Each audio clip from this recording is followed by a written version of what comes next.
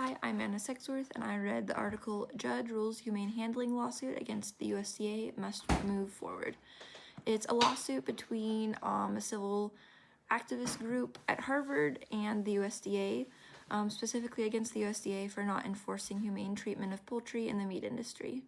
They quote recorded instances of poultry being purposefully run over by machines, not being properly stunned before being boiled, and dying due to overcrowding situations in which they are being crushed and buried alive.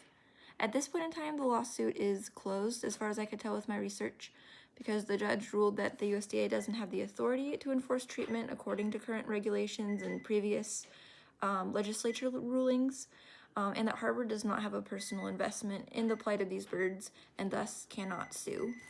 I read the USDA Humane Treatment handout that they give to farmers, and particularly the section on poultry.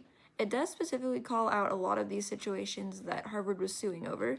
However, the overarching problem in this situation seems to be that handling of poultry in a humane way is purely voluntary in the US, and the USDA can record offenses, but they can't enforce or issue citations for any problems that they see. I have a fairly agricultural background. I went to a agricultural college and grew up around farmers, so I have a huge respect for farmers. And that comes from seeing their dedication for their animals and the long hours they put in to ensure their welfare and to ensure that they can feed their families at the end of the day.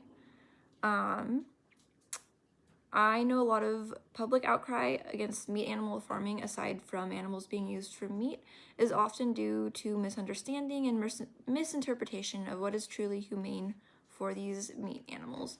For example, most poultry are housed in windowless, completely enclosed warehouses for the duration of their life.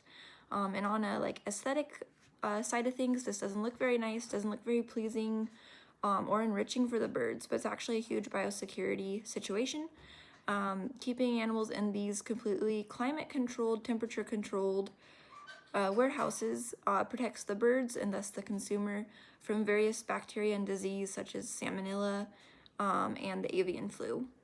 However, in this specific situation of humane treatment of poultry, specifically when it comes to animals being purposely run over with machinery by employees for purely entertainment purposes, I think that that should be fined, and that the location that's allowing their employees to do this should lose the USDA stamp of approval.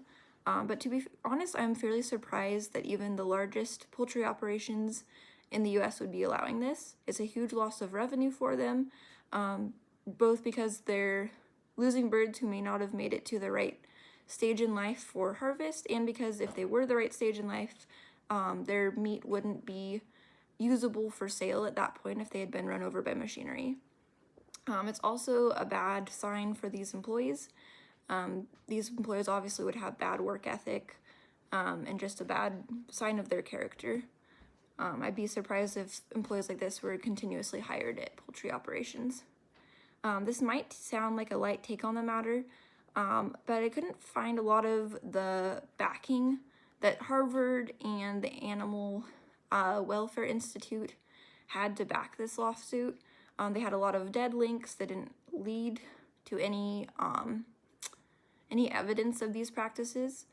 I also think increasing regulations tend to have the most negative consequences on farmers who are already doing the right thing, and raising regulations increases costs for consumers, which in our current market of high grocery prices would also be bad in and of itself. So yeah, my stance is that we should be fining and taking away stamps of approval for specifically poultry operations that are allowing willful harm of poultry for entertainment purposes. But I don't think it should be any worse of a punishment than that.